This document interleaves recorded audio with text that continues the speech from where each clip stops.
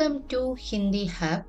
Dear students, ആറാം ക്ലാസ്സിലെ മൂന്നാമത്തെ ചാപ്റ്ററായ ബാദൽ എന്ന കവിതയിലെ ക്വസ്റ്റ്യൻ ആൻസറുകളും ടെക്സ്റ്റ് ബുക്ക് ആക്ടിവിറ്റീസുമാണ് ഈ വീഡിയോയിൽ ഡിസ്കസ് ചെയ്യുന്നത്. ഫസ്റ്റ് ക്വസ്റ്റ്യൻ നോക്കൂ.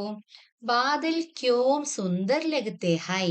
ബാദൽ മേഘങ്ങൾ, ക്യോം എന്തുകൊണ്ടാണ്, സുന്ദർ ലഗത്തെ ഹൈ മനോഹരമായി തോന്നുന്നത്? ആൻസർ, ബാദൽ മേഘങ്ങൾ പേടോം മരങ്ങളെയും, ബേഡോം ചെമ്മരിയാടുകളെയും, ഗോഡോം കുതിരകളെയും, ഔർ ഹാത്തിയോം ജൈസി ആനകളെയും പോലെ വിഭിന്ന ആകൃതിയാം ദിക്കാത്തി ഹെ പല ആകൃതിയിലും കാണപ്പെടുന്നു. ഇസ്ലിയെ അതുകൊണ്ട് ബാദൽ സുന്ദർ ലഗത്തെ ഹൈ മേഘങ്ങൾ മനോഹരമായി തോന്നുന്നു. ഇവിടെ മേഘങ്ങൾ മരങ്ങളെയും ചെമ്മരിയാടുകളെയും കുതിരകളെയും ആനകളെയും ഒക്കെ പോലെ പല ആകൃതിയിൽ കാണപ്പെടുന്നു. അതുകൊണ്ടാണ് മേഘങ്ങൾ മനോഹരമായി തോന്നുന്നത്. കുട്ടികളെ, നിങ്ങൾക്ക് എളുപ്പം മനസ്സിലാകാൻ വേണ്ടിയിട്ടാണ് ഇങ്ങനെ ചിത്രമൊക്കെ തന്നിട്ടുള്ളത്. നെക്സ്റ്റ് ക്വസ്റ്റ്യൻ, ബാദൽ കെ ബർസനെ പർ കോൻ കോൻ ഖുഷ് ഹോത്തെ ഹൈ. ബാദൽ കെ ബർസനെ പർ മഴ പെയ്യുമ്പോൾ കോൻ കോൻ ആരെല്ലാം ഖുഷ് ഹോത്തെ ഹൈ സന്തോഷിക്കുന്നു? ആൻസർ, ബാദൽ കെ ബർസനെ പർ മഴ പെയ്യുമ്പോൾ മോർ മയില്, ഗായ് പശു, ഔർ ബച്ചെ കുട്ടികളും ഖുഷ് ഹോത്തെ ഹൈ സന്തോഷിക്കുന്നു. മഴ പെയ്യുമ്പോൾ മയിലുകളും പശുക്കളും കുട്ടികളും സന്തോഷിക്കുന്നു. ഇവിടെ കുട്ടികൾ കടലാസ് തോണിയൊക്കെ ഉണ്ടാക്കി വെള്ളത്തിൽ ഒഴുക്കുന്നുണ്ട് ല്ലേ. നെക്സ്റ്റ്, പടേം ജോടേം ബനായേം വായിച്ചിട്ട് ജോഡികൾ ഉണ്ടാക്കാനാണ് പറഞ്ഞിട്ടുള്ളത്. ഇവിടെ നിങ്ങളെ കവിതയിലെ കുറേ വേർഡ്സുകൾ തന്നിട്ടുണ്ട്. അവ ഓരോന്നും വായിച്ചിട്ട് ജോഡികളെ കണ്ടെത്തണം. ഇവിടെ താഴെ രണ്ട് ഉദാഹരണം കാണിക്കുന്നുണ്ട്. നോക്കൂ. ആയേ ചായേ ഈ രണ്ട് വാക്കുകളും അവസാനിക്കുന്നത് ഏ എന്ന അക്ഷരത്തിലാണ്. അതുപോലെ കമ്പൽ ബാദൽ ഇവ രണ്ടും അവസാനിക്കുന്നത് ലാ എന്ന അക്ഷരത്തിലാണ് അല്ലെ. ഇതുപോലെ ഒരേ ധ്വനിയിൽ അവസാനിക്കുന്ന വാക്കുകളെ ഹിന്ദിയിൽ തുക്കാന്ത് ശബ്ദ് എന്നാണ് പറയുന്നത്. ഇതുപോലെ ഒരേ ധ്വനിയിൽ അവസാനിക്കുന്ന വാക്കുകൾ കണ്ടെത്തി എഴുതാനാണ് പറയുന്നത്. കുട്ടികളെ, ഇവിടെ നമ്പർ കൊടുത്ത് ഓരോന്നിന്റെയും ജോഡികളെ കണ്ടെത്തിയിട്ടുണ്ട്. ആദ്യത്തേത് ചായേ ആയേ, രണ്ടാമത്തേത് ബാദൽ കമ്പൽ, മൂന്നാമത്തേത് കൽച്ചൽ ചൽച്ചൽ, നാലാമത്തേത് നയ്യ ഗയ്യ, അഞ്ചാമത്തേത് പായി ആയി, ആറാമത്തേതോ ടിക്കായേ ടമക്കായേ, ഏഴാമത്തേത് ഘോഡെ ജോഡെ. ഇങ്ങനെയാണ് എഴുതേണ്ടത്. അപ്പോൾ ഇവ ഓരോന്നും താഴേക്ക് ഇങ്ങനെ എഴുതണം. ഓക്കെ.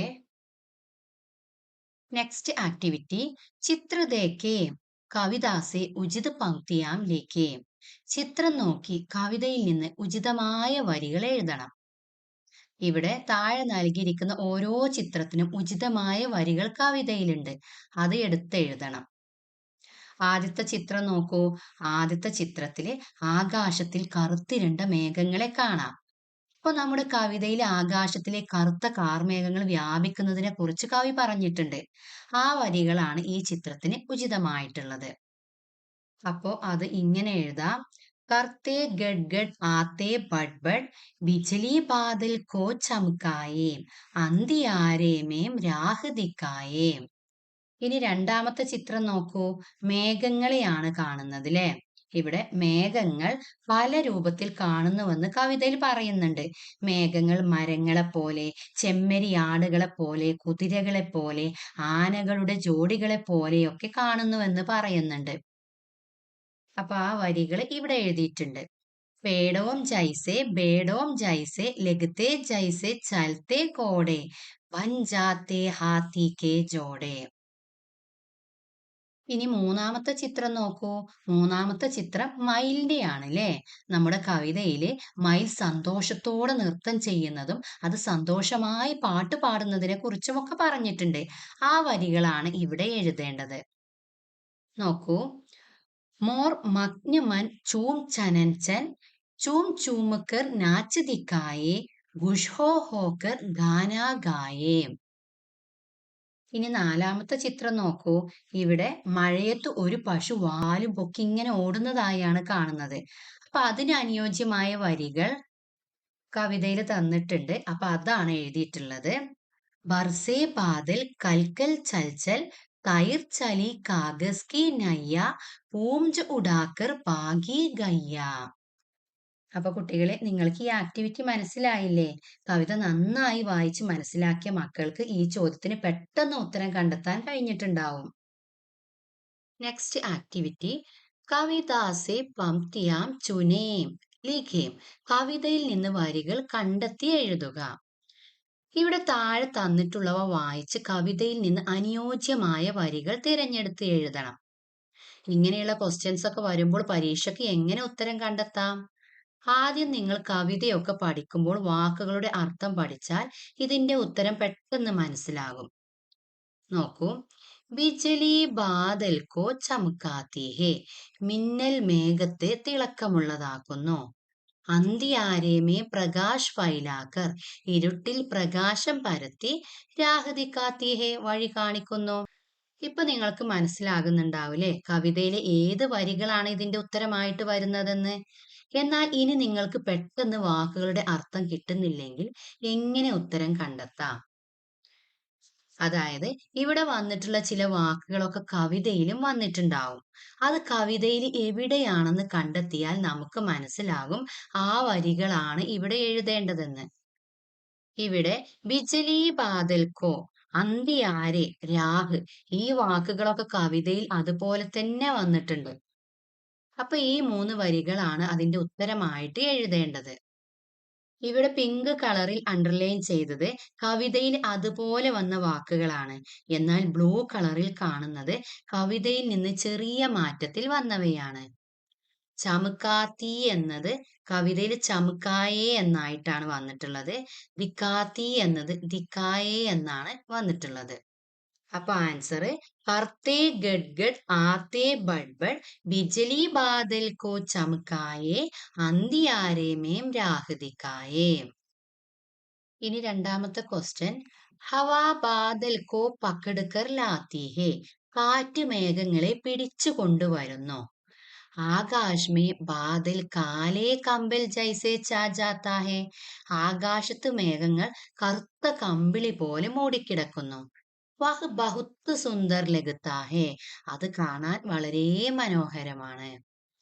ഇതിന്റെ ആൻസർ, ഹവാ പക്കടുക്കർ ലാത്തി സർസർ ചായേ ജൈസേ കാലേ കമ്പൽ ഇത്തനെ സുന്ദർ ലഗത്തെ ബാദൽ.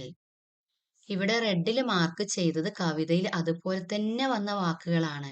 എന്നാൽ ബ്ലൂയിൽ മാർക്ക് ചെയ്ത ചായ് എന്നത് കവിതയിൽ ചായേ എന്നായിട്ടാണ് വന്നിട്ടുള്ളത്. ഇങ്ങനെ ഇവിടെ വരച്ച് കാണിക്കുന്നത് നിങ്ങൾക്ക് പെട്ടെന്ന് മനസ്സിലാകാൻ വേണ്ടിയിട്ടാണ്. മൂന്നാമത്തെ ക്വസ്റ്റ്യൻ, നന്നേ ജലകണോം സേ ബാപ്പ് ബൻതി ഹേ. ചെറിയ ജലകണങ്ങളിൽ നിന്ന് നീരാവി ഉണ്ടാകുന്നു. ബാപ്പ് സേ ബാദൽ ബൻതാ ഹേ. നീരാവിയിൽ നിന്ന് മേഘമുണ്ടാകുന്നു. ഡണ്ടാ ഹോനെ പർ ബാദൽ ബർസ്താ ഹേ. തണുക്കുമ്പോൾ മേഘം മഴയായി പെയ്യുന്നു. അപ്പൊ അതിന്റെ ആൻസർ, നന്നേ ജലകൺ ഗയേ ബാപ്പ് ബൻ ഉസി ബാപ്പിനെ ഡണ്ടക് പായി ബാദൽ ബർസെ ബർസ ആയി. ഈ ചോദ്യം നിങ്ങൾക്ക് മനസ്സിലായെങ്കിൽ കമന്റിലൂടെ ഒന്ന് അറിയിക്കണേ. നെക്സ്റ്റ് ആക്ടിവിറ്റി, ബത്തായേം ബാരിഷ് കെ ആനെ പർ കോൻ കോൻ ഖുഷ് ഹോത്തെ ഹേ. മഴ വരുമ്പോൾ ആരെല്ലാം സന്തോഷിക്കുന്നു എന്ന് പറയുക. ഇവിടെ ഒരു ചിത്രം കാണുന്നുണ്ട് അല്ലേ? ഇതൊരു ചെറിയ ചിത്രമാണെങ്കിലും ഇതിൽ ഒരുപാട് കാര്യങ്ങൾ കാണുന്നുണ്ട്. ഇവിടെ ഒരു പക്ഷി ഇങ്ങനെ പറന്നു പോകുന്നുണ്ട് അല്ലേ? പക്ഷിക്ക് ഹിന്ദിയിൽ ചിടിയ എന്ന് പറയും. പിന്നെ തേനീച്ചകൾ വട്ടമിട്ട് ഇങ്ങനെ പറക്കുന്നുണ്ട്. തേനീച്ചകൾക്ക് എന്താ പറയാ? മധുമക്കി എന്ന് പറയും. പിന്നെ ഇവിടെ ഒരു തവള ഇരുന്ന് ചിരിക്കുന്നുണ്ട് അല്ലേ? തവളക്ക് എന്താ പറയാ? മേംടക്ക് എന്ന് പറയും. പിന്നെ നദി കാണുന്നുണ്ട്. പിന്നെ മലകൾ കാണുന്നുണ്ട്. മലകൾക്ക് എന്താ പറയാ? പഹാഡ് എന്ന് പറയും അല്ലേ? പിന്നെ മരങ്ങളും ചെടികളും ഒക്കെ കാണുന്നുണ്ട്. അവക്ക് പേട് പൗതേ എന്നാണ് പറയുന്നത്. ചിത്രത്തിന് താഴെ ഇങ്ങനെ 2 ക്വസ്റ്റ്യൻസ് ആണ് ഇവിടെ വന്നിട്ടുള്ളത്. ആദ്യത്തെ ക്വസ്റ്റ്യന്റെ ആൻസർ നമ്മൾ ഇങ്ങനെ എഴുതിയിട്ടുണ്ട്. ബാരിഷ്, മഴ. മഴ വരുമ്പോൾ ആരെല്ലാം സന്തോഷിക്കുന്നത് എന്നാണ് ചിത്രം നോക്കി ഇവിടെ എഴുതിയിട്ടുള്ളത്. ചിടിയ, പക്ഷി. മേംടക്ക്, തവള. പഹാഡ്, മലകള്. പേട് പൗതേ, മരങ്ങളും ചെടികളും. നദി നാലെ, നദി. മധുമക്കി, തേനീച്ചകള്. ഇനി ഈ ചിത്രത്തെ ആസ്പദമാക്കിയിട്ട് ഒരു 8 വരിയുള്ള കവിത നിങ്ങളോട് എഴുതാൻ പറഞ്ഞിട്ടുണ്ട്. നോക്കൂ, ബാരിഷ് ആയി ഖുഷിയാം ലായി ഇങ്ങനൊരു ശീർഷക കൊടുത്തിട്ടുണ്ട്. बारिश आई खुशियां लाई चूम चूम कर बारिश आई खुशी से पंछी गगन में उड़े मेमटक भी पानी में कूद लगाए पेड़ पौधे भी हरे भरे हो गए नदी नाले बरले आए पौधे खुशी से गाने गाए पर्वत भी देखकर खुशी मनाए. ഇവിടെ മഴ വരുമ്പോൾ ആരൊക്കെ സന്തോഷിക്കുന്നു എന്നാണ് ചിത്രത്തിൽ കാണുന്നത്. അവ ഉൾപ്പെടുത്തിയാണ് കവിത എഴുതിയിട്ടുള്ളത്. ഞാൻ എഴുതിയ കവിതയും വളരെ അടിപൊളിയായിട്ടൊന്നുമില്ല. അപ്പൊ നിങ്ങളും ഇതുപോലെയൊക്കെ കവിതകൾ എഴുതാൻ ശ്രമിക്കണം. നെക്സ്റ്റ് നമ്മുടെ ലാസ്റ്റ് ആക്ടിവിറ്റി ആണ് അനുബദ്ധ കാര്യം, അനുബദ്ധ പ്രവർത്തനം. അതായത് ഇതൊരു പ്രൊജക്ട് വർക്കാണ്. പ്രകൃതി ദൃശ്യവും കാ ഫോട്ടോ കീഞ്ചേയും ശീർഷകതയും പ്രകൃതി ദൃശ്യങ്ങളുടെ ചിത്രങ്ങൾ എടുത്ത് അവക്ക് അനുയോജ്യമായ തലക്കെട്ട് നൽകുക. കുട്ടികളെ, നിങ്ങൾ മഴക്കാലം, സൂര്യോദയം, സൂര്യാസ്തമയം, പൂക്കള്, മരങ്ങൾ, നദികൾ തുടങ്ങിയ ചിത്രങ്ങൾ ശേഖരിക്കുക. എന്നിട്ട് അവ നിങ്ങളുടെ ഹിന്ദി നോട്ട്ബുക്കിലോ അല്ലെങ്കിൽ A4 ഷീറ്റിലോ ഒട്ടിക്കുക. ഓരോ ഫോട്ടോയുടെയും താഴെയോ മുകളിലോ ആയി ഹിന്ദിയിൽ അനുയോജ്യമായ ശീർഷകം നൽകുക. ഇവിടെ ഞാൻ നിങ്ങൾക്കൊരു ഉദാഹരണം കാണിക്കുന്നുണ്ട്. ഇവിടെ 4 ചിത്രങ്ങൾ ഒട്ടിച്ചിട്ട് അതിന് പേര് എഴുതിയിട്ടുണ്ട്. ഇത് മനോഹരമായ പ്രഭാതാണ് അല്ലെ, സുന്ദർ സുബഹ്. ഇവിടെ വിരിഞ്ഞു നിൽക്കുന്ന പൂക്കൾ, ഗിലേ ഹുയേ ഫൂൽ. ഇവിടെയോ പ്രകൃതിയുടെ സൗന്ദര്യമാണ് കാണുന്നത് അല്ലെ. അപ്പോ പ്രകൃതിക്ക് സുന്ദരത. ഇവിടെ ഒരു നദി, ശാന്ത് ചീൽ. ഇങ്ങനെയൊക്കെയാണ് എഴുതേണ്ടത്. ഓക്കെ, നെക്സ്റ്റ് ഈ പാഠവുമായി ബന്ധപ്പെട്ട ചില വൺ വേർഡ് ക്വസ്റ്റ്യൻസ് കൂടി കൊടുത്തിട്ടുണ്ട്. നോക്കൂ, ബാദൽ ക്യാ ക്യാ ആകൃതിയാം ദിക്കായി ദേത്തി ഹേ. മേഘങ്ങൾ ഏതെല്ലാം ആകൃതിയിലാണ് കാണപ്പെടുന്നത്? പേട് മരങ്ങള്, ബേഡ് ചെമ്മരിയാട്, ഗോഡെ കുതിര, ഔർ ഹാത്തി ആനകള്. ബാദൽ കൈസേ ഹേ, മേഘം എങ്ങനെയുള്ളതാണ്? എങ്ങനത്തെ മേഘമാണെന്നാ പറഞ്ഞത്? കാലേ കാലേ, കറുത്ത മേഘങ്ങൾ. ഇനി ആസ്മാൻ മേ ക്യാ ഹേ, ആകാശത്തിൽ എന്താണ്? ബാദൽ മേഘങ്ങൾ. ബാദൽ ഹമേം ക്യാ ദേത്താ ഹേ, മേഘം നമുക്ക് എന്താണ് തരുന്നത്? എന്താ തരുന്നത്? പാനി വെള്ളം. നെക്സ്റ്റ്, ഗായ് ക്യാ കർ രഹി ഹേ, പശു എന്താണ് ചെയ്യുന്നത്? പൂഞ്ച് ഉഡാക്കർ ഭാഗ് രഹി ഹേ, വാലും പൊക്കി ഓടിക്കൊണ്ടിരിക്കുന്നു. മോർ ക്യാ കർ രഹാ ഹേ, മൈലി എന്താണ് ചെയ്യുന്നത്? ചൂം ചൂമുകർ നാച്ച് രഹാ ഹേ, സന്തോഷത്തോടെ നൃത്തം ചെയ്യുന്നു. മോർ കബ് നാച്ച് താഹേ, മൈലി എപ്പോഴാണ് നൃത്തം ചെയ്യുന്നത്? ബാരിഷ് ഹോനെ പർ, മഴ പെയ്യുമ്പോൾ. അപ്പൊ കുട്ടികളെ, ഇത്രയാണ് ഈ വീഡിയോ വന്നിട്ടുള്ളത്. നിങ്ങൾക്ക് നമ്മുടെ വീഡിയോ യൂസ്ഫുൾ ആകുന്നുവെങ്കിൽ ലൈക്ക് ചെയ്യാനും സബ്സ്ക്രൈബ് ചെയ്യാനും മറന്നു പോകരുതേ. Thank U.